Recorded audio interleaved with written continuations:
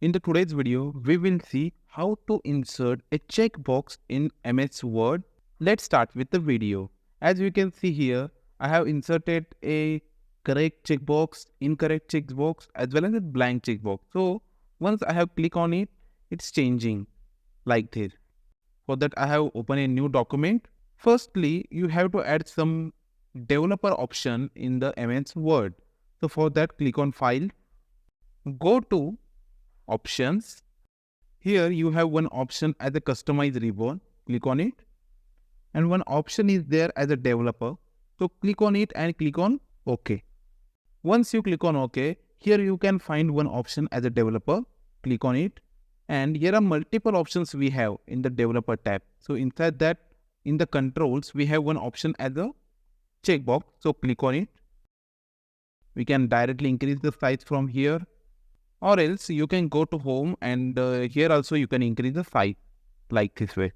Whenever I am clicking on the checkbox, it goes to the cross send, right? So if you wanted to check this checkbox, so it should be in the correct manner, right? So for that, select the checkbox. Again, go to developer view, developer option, click on properties. Inside that, we have one option checked symbol as it is showing as a cross one. So click on change and inside the font, select as a webting, come down. Here one symbol as a correct checkbox. Click on it and insert it. Click on OK. So you can see whenever we are clicking on the checkbox, it converted to the correct one, right? Similar way, we can copy this symbol and I'm pasting to the below. Also, we can change that symbol also. So for that, if I wanted to get the cross symbol here, go to properties, change the symbol, come down,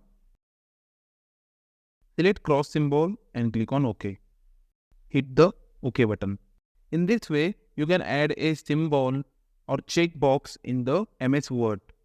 So if you think this video is helpful to you, please share this video with your friend and don't forget to like and subscribe to our channel.